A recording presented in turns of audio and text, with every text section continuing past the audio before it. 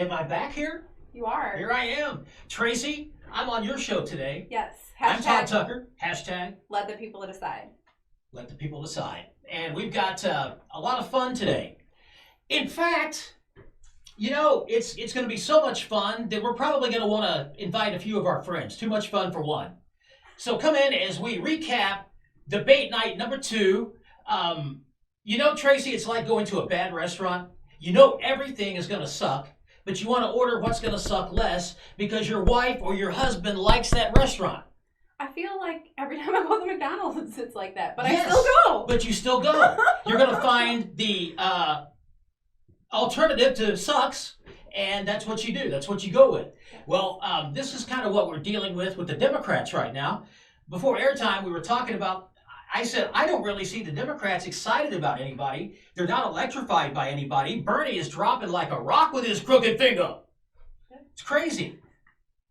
Yes. Okay. Now, this is your show. I'm just here to be co-pilot. Yes. All right, so tell us what you got. All right, let's get this debate started, and then we're going to talk about the first section. Mr. Yang, your signature policy is to give every adult in the United States $1,000 a month, no questions asked. That's right. $1,000 a month. I think that's like $3.2 trillion a year. How would you do that? Sorry? How would you do that? Oh, so it's difficult to do if you have companies like Amazon, trillion-dollar tech companies paying literally zero in taxes while they're closing 30% of our stores. Now, we need to put the American people in position to benefit from all these innovations in other parts of the economy. And if we had a value-added tax at even half the European level, it would generate over $800 billion in new revenue, which combined with the money in our hands, it would be the trickle-up economy from our people, families, and communities up. We would spend the money and it would circulate through our regional economies and neighborhoods, creating millions of jobs, making our families stronger and healthier. We'd save money on things like incarceration, homelessness services, emergency room health care, and just the value gains from having a stronger, healthier, mentally healthier population would increase GDP by $700 billion. This is the move that we have to make, particularly as technology is now automating away millions of American jobs. It's why Donald Trump is our president today, that we automated away 4 million manufacturing jobs in Michigan, Ohio, and Pennsylvania, and Wisconsin. And we're about to do the same thing to millions of retail jobs, call center jobs, fast food jobs, truck driving jobs, and on through the economy. Sir, if I get you understand a little bit better, so you're saying $1,000 a month for everyone over 18, but a value-added tax, so you can spend that $1,000 on value-added tax? Well, the value-added tax would end up, you'd still be increasing the buying power of the bottom 94% of Americans. You have to spend a lot of money for a mild value-added tax to eat up $12,000 a year per individual. So for the average family with 2 or 3 adults, it'd be $24,000 to $36,000 a year. Okay, Congressman Swalwell, I want to talk a little bit about what Mr. Yang is talking about, and you just actually mentioned it. Many Americans are worried that things like self-driving cars, robots, drones, artificial intelligence will cost them their jobs. What would you do to help people get the skills they need to adapt to this new world? We must always be a country where technology creates more jobs than it displaces.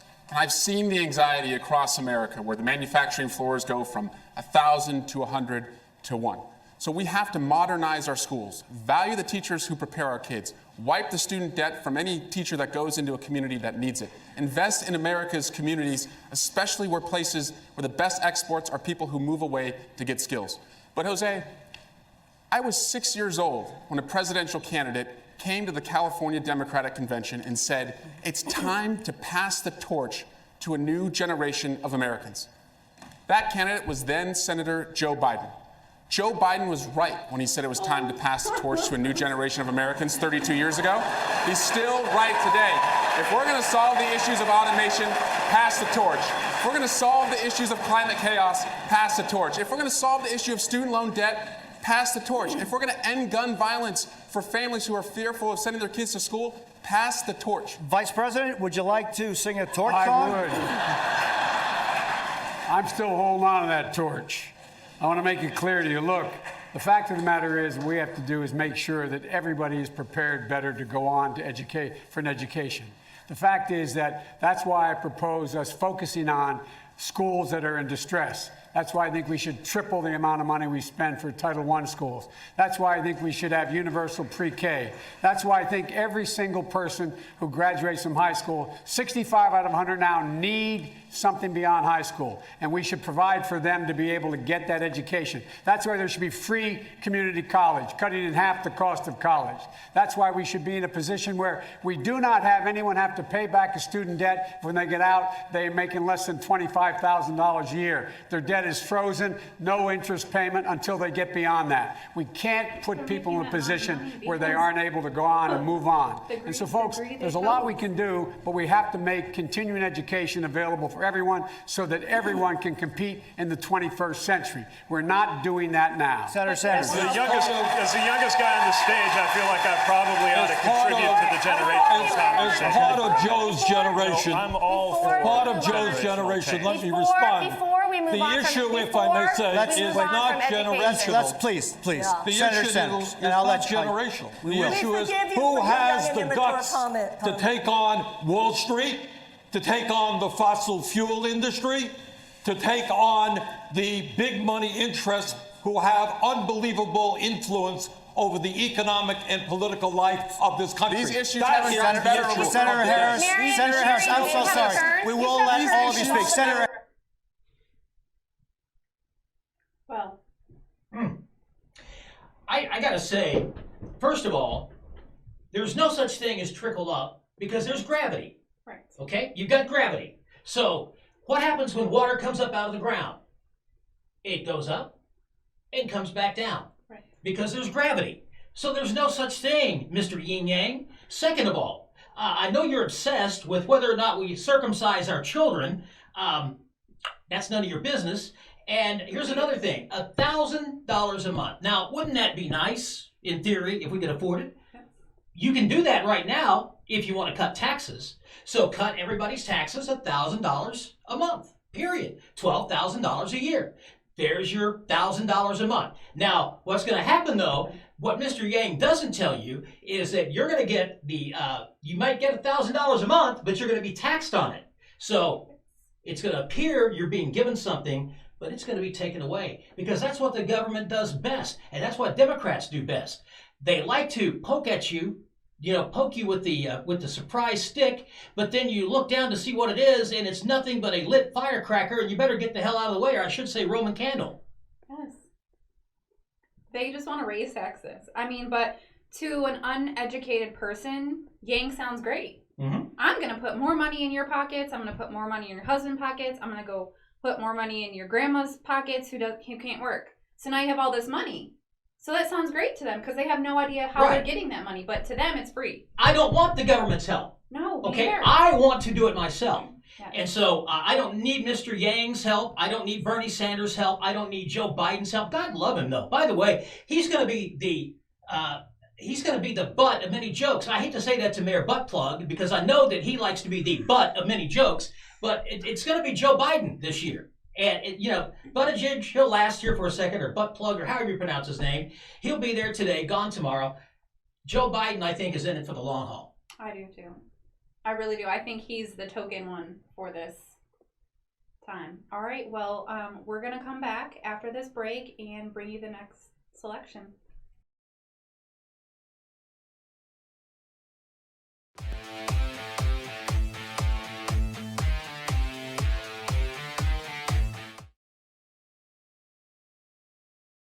Drives a truck. Visit cdluniversity.org. At CDL University, and another success, another one drives a truck. Hey, gonna help you too. Another one drives a truck.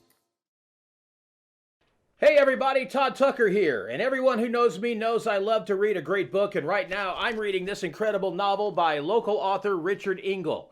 All you have to do is go to lastamericanpresident.com and say big right now on this book. The Last American President is a story about political intrigue, romance, betrayal set against the backdrop of the dissolution of the United States of America. It's great reading, and when you go to lastamericanpresident.com, lastamericanpresident.com, use the promo code OTU, you're going to save money. And not only that, but half the price comes back to OTU. So half the proceeds from this book come back so you can watch great programming like you see on the OTU Media Network every day. LastAmericanPresident.com. I highly recommend this book. Read it today.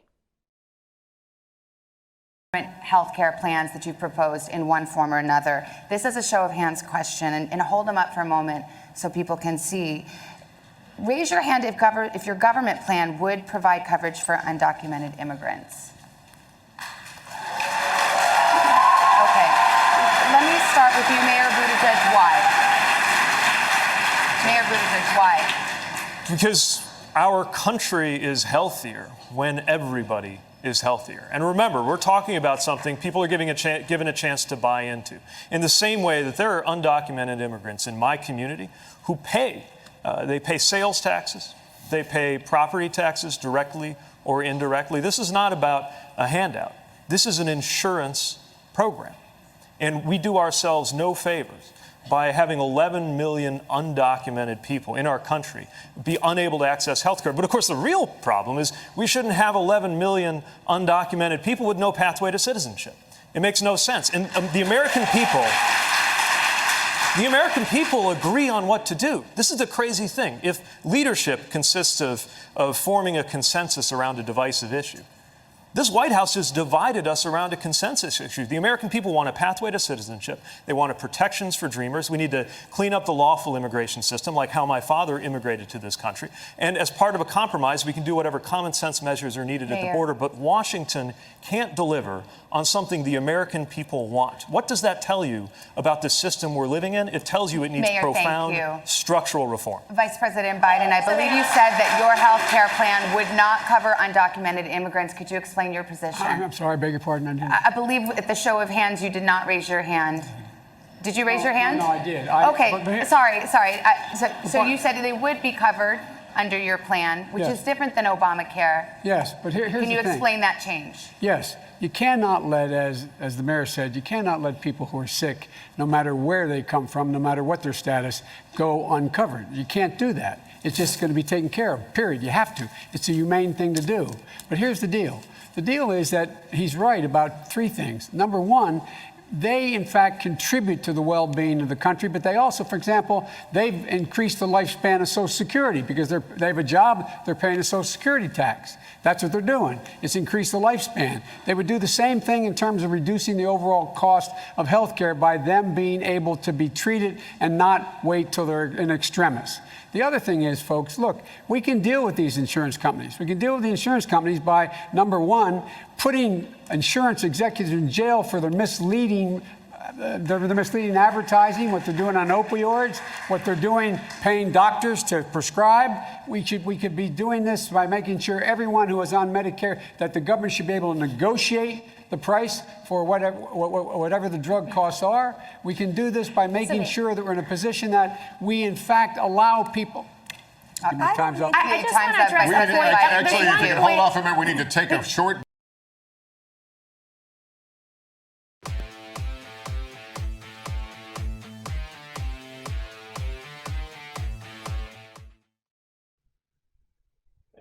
Wow, that very little substance there. We have an illegal immigration problem in America. It's a crisis. It is a major crisis. All you got to do is look at the border. There are live cams. You can't miss it.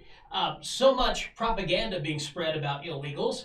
And we've got the majority of Democrats, if not all of them, I don't know about the night before, but they all say they would support universal health care or coverage for illegal immigrants. We've got to take care of America first. American. How about insurance for American people, those of us who have lived here, who have worked here, who have migrated here legally, who our families have bled, they've sweat, and they've poured tears into everything that they've got to become Americans. And we've got this bunch of communist lights that are trying to inflict their will upon the American people. They want your money, they want what you own, and they want to control you. That's not what I want. Not what I want either. And as I said, you take a look at Joe Biden. Is it me, or is Joe Biden a little bit intimidated by Little Mayor Pete? Buy Pete a pair of those new rainbow Nikes, for crying out loud.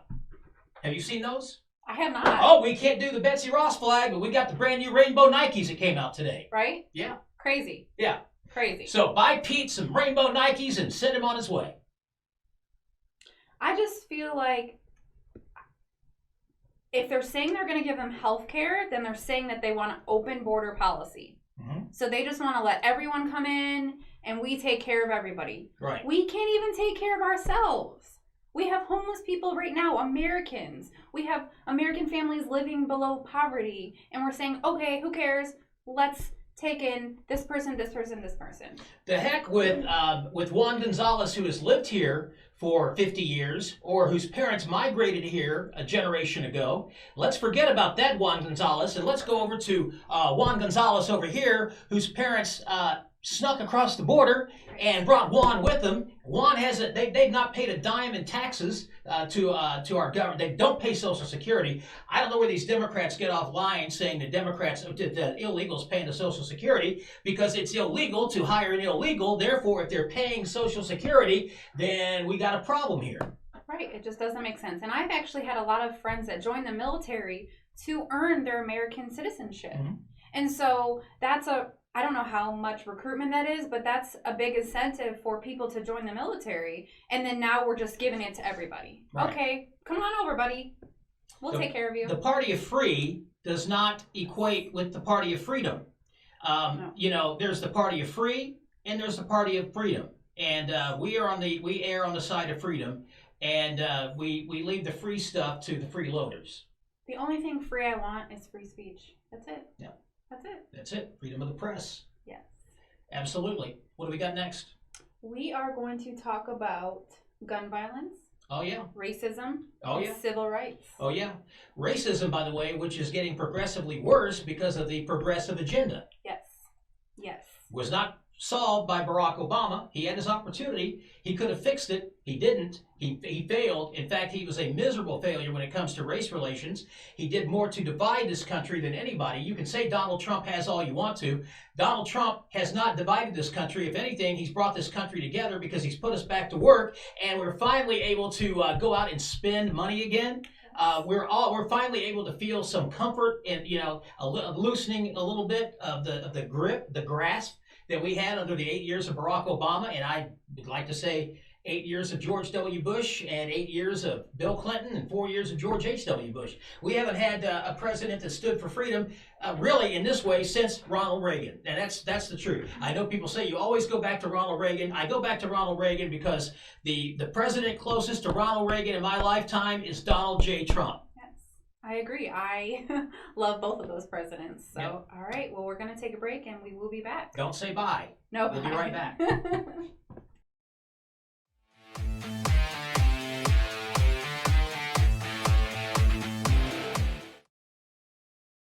Introducing all new, safe, natural relief. A cannabinoid-rich, clarity and focus formula with 17 essential supplements. When it matters most, you've got a job to do. Anxiety isn't an option. Programmed to keep you moving. A product exclusively manufactured for Active Duty RX by Cantech Labs.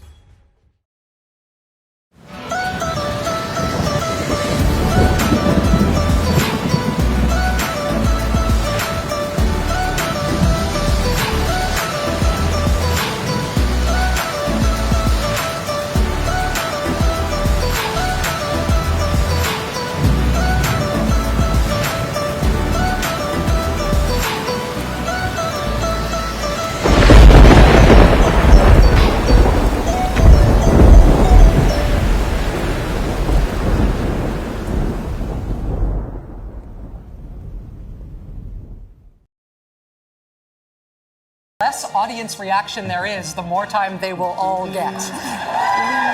Over the course of the next hour, we will hear from all of these candidates, but we are going to begin this hour with Mayor Buttigieg. In the last 5 years, civil rights activists in our country have led a national debate over race and the criminal justice system. Your community of South Bend, Indiana, has recently been in uproar over an officer-involved shooting. The police force in South Bend is now 6% black in a city that is 26% black. Why has that not improved over your 2 terms as mayor? Because I couldn't get it done. My community is in anguish right now because of an officer-involved shooting. A black man, Eric Logan, killed by a white officer. And I'm not allowed to take sides until the investigation comes back. The officer said he was attacked with a knife, but he didn't have his body camera on. It's a mess, and we're hurting. And I could walk you through all of the things that we have done as a community, all of the steps that we took from bias training to de-escalation, but it didn't save the life of Eric Logan. And when I look into his mother's eyes, I have to face the fact that nothing that I say will bring him back. This is an issue that is facing our community and so many communities around the country. And until we move policing out from the shadow of systemic racism, whatever this particular incident teaches us, we will be left with the bigger problem of the fact that there's a wall of mistrust put up one racist act at a time, not just from what's happened in the past, but from what's happening around the country in the present. It threatens the well-being of every community. And I am determined to bring about a day when a white person driving a vehicle and a black person driving a vehicle, when they see a police officer approaching, feels the exact same thing, a feeling not of fear, but of safety. I am determined to bring that day about. Thank you, Mr. Mayor. If I could ask one question, just because I think... Governor, I'll give you 30 seconds. I think that the question they're asking in South Bend, I think in cities across the country, is why has it taken so long? We had a shooting when I first became mayor 10 years before Ferguson, and the community came together and we created an Office of the Independent Monitor, a Civilian Oversight Commission. We diversified the police force in 2 years. We actually did de-escalation training. I think the real question that America should be asking is why 5 years after Ferguson, every city doesn't have this level of police accountability. Governor Hickenlooper, thank you. I got to respond to that. Look, we've taken so many steps toward police accountability that the FOP just denounced me for too much accountability. We're obviously not there yet. And I accept responsibility for that because I'm in charge. Policy, you should fire the chief. So under Indiana law, this will be investigated, and there will be accountability for the officer involved. But you're the mayor, you should fire the chief if that's the policy and someone died. All of these issues are extremely important, but there are specifics, there are symptoms, and the underlying cause has to do with deep, deep, deep realms of racial injustice, both in our criminal justice system and in our economic system. And the Democratic Party should be on the side of reparations for slavery for this very reason. I do not believe that the average American is a racist, but the average American is woefully undereducated about the history of race in the United States. Ms. Williamson, thank you very much. Vice President Biden, we're going to get to you. Hang on, we're going to get to stage. I would like to speak on the issue of race. Senator Harris, if I could preface this, we will give you 30 seconds of this. We're going to come back to you on this again in just a moment. Go for 30 seconds. Okay. So, on the issue of race, I couldn't agree more that this is an issue that is still not being talked about truthfully and honestly. There is not a black man I know, be he a relative, a friend, or a coworker, who has not been the subject of some form of profiling or discrimination. Growing up, my sister and I had to deal with the neighbor who told us her parents couldn't play with us because we were black. And I will say also that in this campaign, we've also heard, and I'm going to now direct this at Vice President Biden, I do not believe you are a racist. And I agree with you when you commit yourself to the importance of finding common ground. But I also believe, and it's personal, and I was actually it was hurtful to hear you talk about the reputations of 2 United States senators who built their reputations and career on the segregation of race in this country. And it was not only that, but you also worked with them to oppose busing. And, there was a little girl in California who was part of the 2nd class to integrate her public schools. And she was bused to school every day. And that little girl was me. So I will tell you that on this subject, it cannot be an intellectual debate among Democrats. We have to take it seriously. We have to act swiftly. As Attorney General of California, I was very proud to put in place a requirement that all my special agents would wear body cameras and keep those cameras on. Senator Harris, thank you. Vice President Biden, you have been invoked. We are going to give you a chance to respond. Vice President Biden.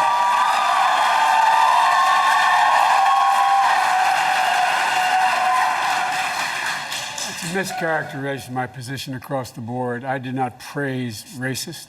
That is not true. Number one. Number two, if we want to have this campaign litigated on who supports civil rights and whether I did or not, I'm happy to do that. I was a public defender. I didn't become a prosecutor. I came out and I left a good law firm to become a public defender when in fact my city was in flames because of the assassination of Dr. King. Number one. Now, number two, as the Vice President of the United States, I work with a man who, in fact, we worked very hard to see to it we dealt with these issues in a major, major way. The fact is that in terms of busing, you would have been able to go to school the same exact way because it was a local decision made by your city council. That's fine. That's one of the things I argued for, that we should be breaking down these lines. But so the bottom line here is, look, everything I've done in my career, I ran because of civil rights. I continue to think we have to make fundamental changes in civil rights. And those civil rights, by the way, include not just only African Americans, but the LGBT community. But Vice President Biden, do you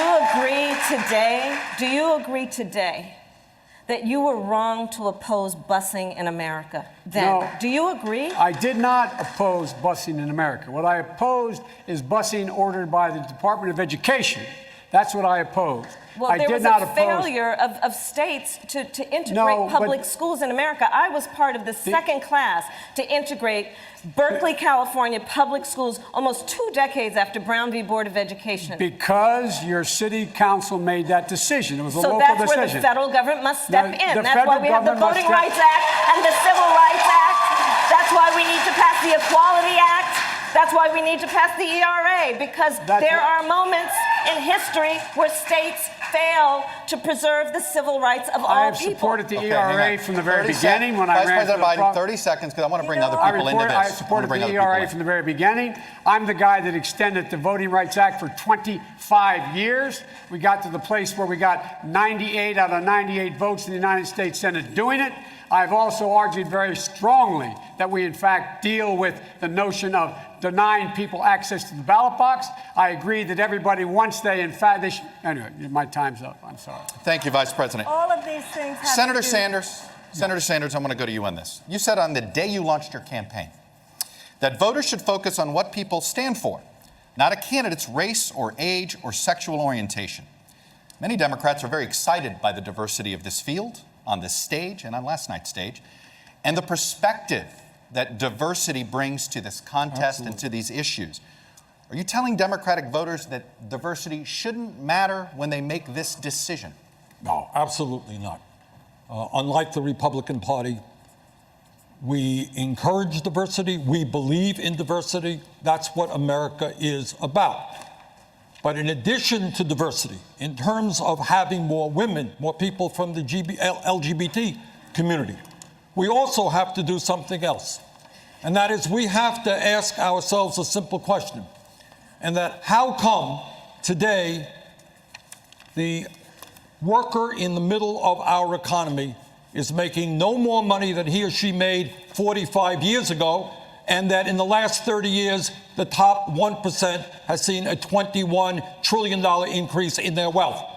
We need a party that is diverse, but we need a party that has the guts to stand up to the powerful special interests who have so much power over the economic and political life of this country. Senator Gillibrand, I want to give you 30 seconds on this. Well, first of all, where Bernie left off, We've heard a lot of good ideas on this stage tonight and a lot of plans, but the truth is, until you go to the root of the corruption, the money in politics, the fact that Washington is run by the special interests, you are never going to solve any of these problems. I have the most comprehensive approach that experts agree is the most transformative plan to actually take on political corruption, to get money out of politics through publicly funded elections, to have clean elections. If we do that and get money out of politics, we can guarantee health care as a right, not a privilege. We can deal with institutional racism. We can take on income inequality, and we can take on the corporate corruption that runs Washington. The first constitutional amendment to do that was introduced by me when I was a young senator. Thank you, Vice President. We want to shift topics here. Senator Bennett, the next question is. As you just saw, the gloves were off tonight, but how many of those claims were true? NBC's Jane Tim is in Miami right now, where she's been fact-checking the candidates. Jane, what caught your eye tonight? Hey, Morgan. Tonight was definitely a much dicier night than last night. A lot of different facts flying, some of them right, some of them not right. One of the first things that jumped out at me was Senator Kamala Harris saying Democrats, the economy isn't working for some people because people are working multiple jobs. This is something we hear a lot from the left because the economy looks pretty good and it's one of Trump's biggest claims for re-election. But the Bureau of Labor Statistics tracks how many people actually work multiple jobs. It's about 5% of America. That's 8 million people, so quite a lot of people. You can say there's a lot of people doing it, but it's actually down slightly from the last 20 years ago.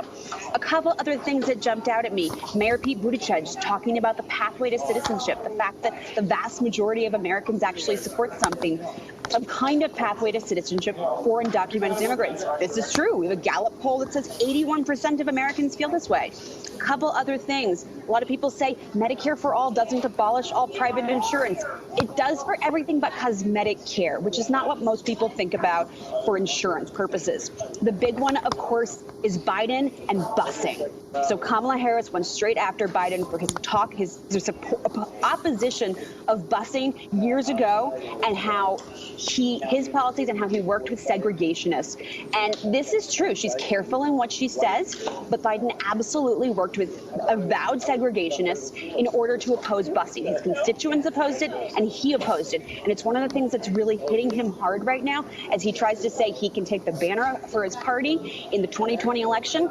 But people in his party say that maybe he is not where the mainstream of the party is now.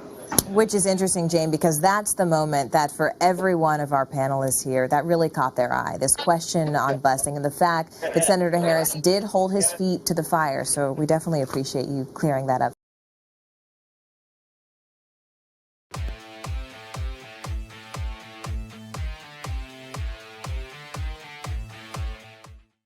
Joe Biden had a great comeback with Kamala Harris when he said, look, I didn't go straight from the, from being in a law office to prosecutor. I went to being a public defender.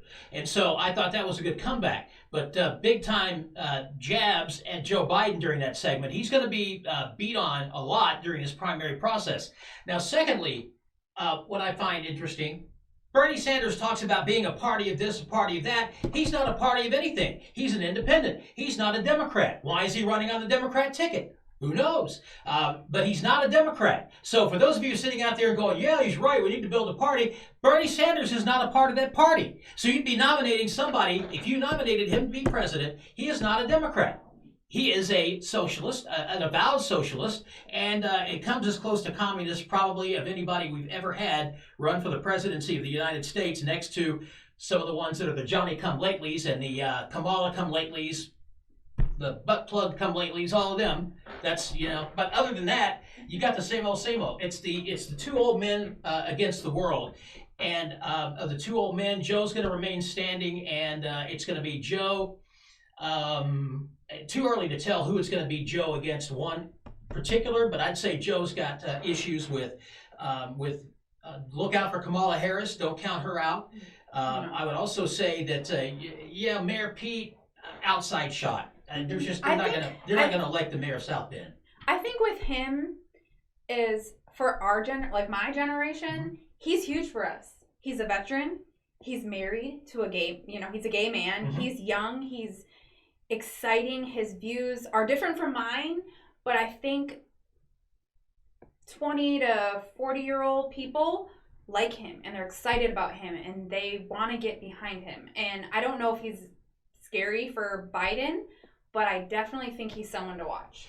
He's definitely someone to watch, but I think Kamala Harris is somebody that you better keep an eye out for, because she is, first of all, she's playing the race card, and she's not even African American, although she's tried to call herself an African American. She comes from nowhere near Africa, and Jamaican.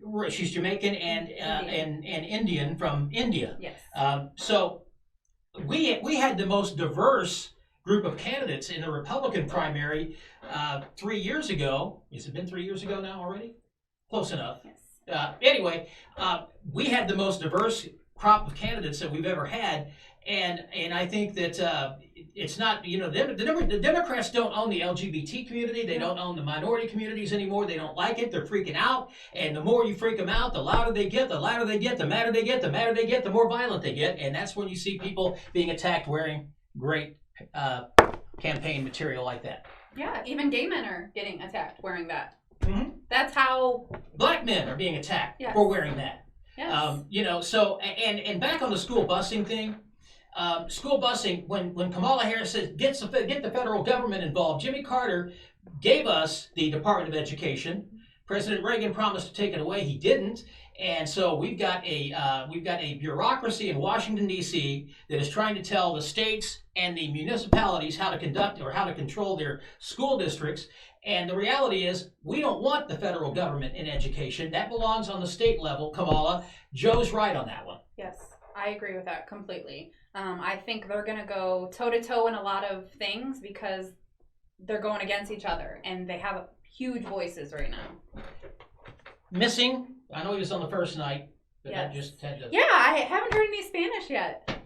Nobody has spoken Spanish, but Julian Beto was the night before. Yes. Who can be more Mexican than Julian Castro? Certainly not Robert Francis O'Rourke. Sorry, Bobby. No, he can't. And I can't either.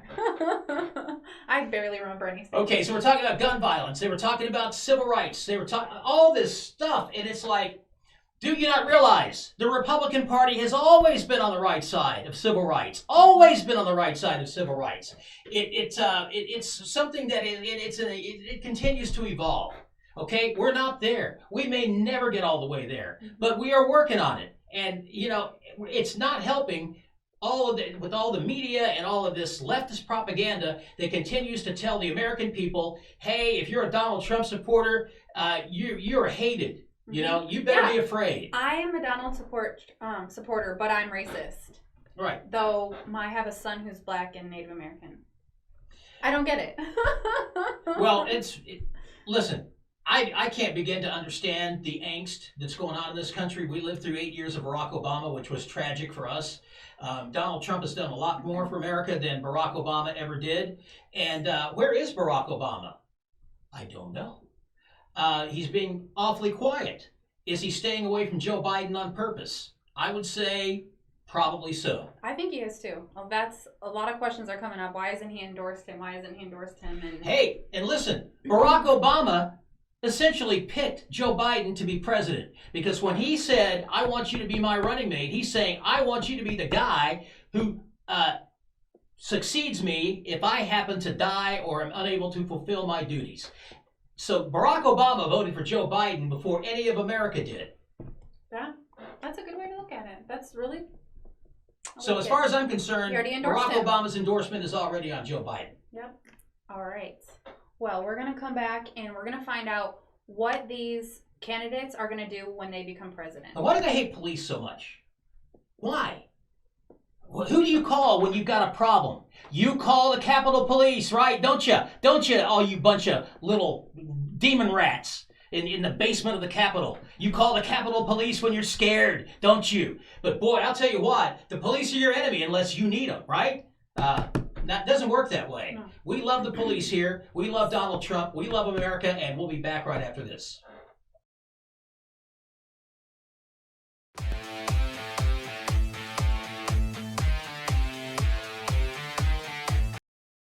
Introducing all new, safe, natural relief. A cannabinoid-rich, clarity and focus formula with 17 essential supplements. When it matters most. you've got a job to do. Anxiety isn't an option. Programmed to keep you moving. A product exclusively manufactured for Active Duty RX by Cantech Labs.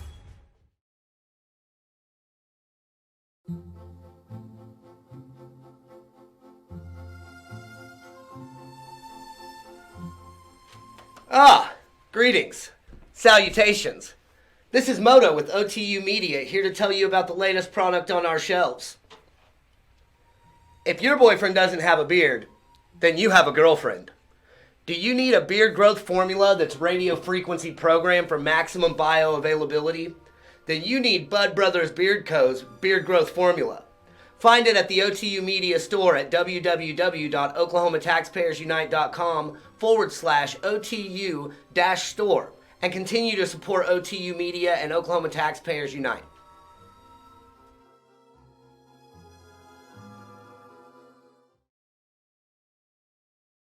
For one or two words only. All right, please. Really? President Obama in his first year wanted to address both healthcare and climate. And he could only get one signature issue accomplished. It was obviously healthcare. He didn't get to do climate change. You may only get one shot, and your first issue that you're going to push, you get one shot that it may be the only thing you get passed. What is that first issue for your presidency? Eric Swalwell, you're first.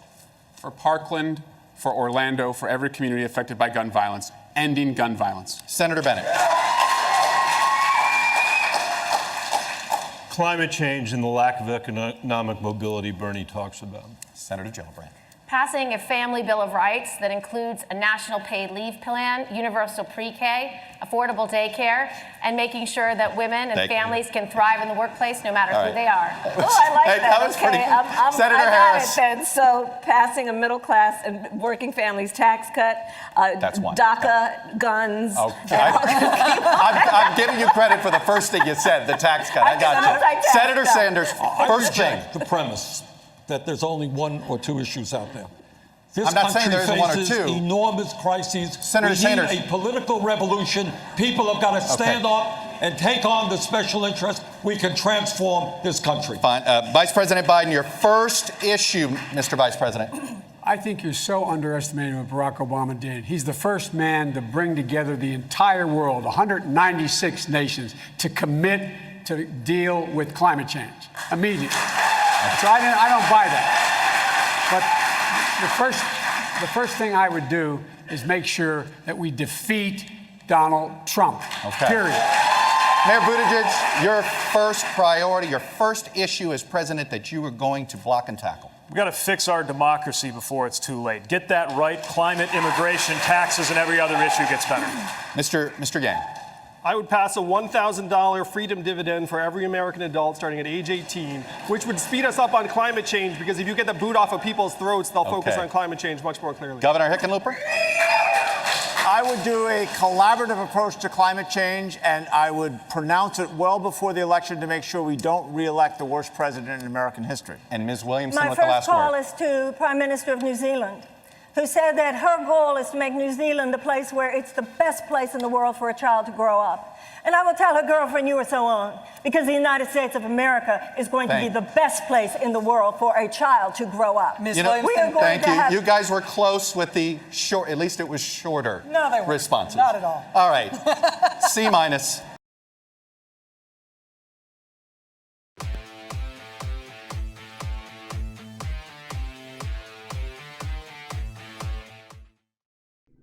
Where did she come from? She's an author. Peter Green put a wart on her nose, send her to Oz. Who is she? She keeps appearing out. What is this? Has SNL taken over the Democrat debates? I mean, she looks like a. Does she not look like a character? Yes. What does she stand for? What has she written? She's an author. Did she write pornography, or did she write adult novels, or did she write biography? I mean, what is she? Who is she? What does she stand for? Honestly, when she starts talking, I tune out because she has a very soft voice. And I Yeah, I get it. But I'm just like, who is she? I I think that's the first thing I asked you. In fact, I got so frustrated that I punched the wall. And we had the Seriously, brace though. ready because you never know what happens Right. here. I've hijacked your show enough, so there you go. But we did also hear from all the other candidates Mhm. about what they would do. And, you know, they want to defeat President Trump. And Hickenlooper, I think his name is. Yes. He said that Trump is the worst president ever. Mm-hmm. Where is he getting that from? I don't know, because I've got a T-shirt that has the big O on it, and it says worst president ever. So, I don't know. You've got a president who has accomplished much in less than 3 years, and you've got a president who has accomplished very little in 8 years. In fact, what he accomplished in his 8 years was to demolish our health, just pretty much take a big crapper on the health care in America, and has set us back. Doctors are struggling, providers are struggling, and medical costs are going up. They're not going down as promised.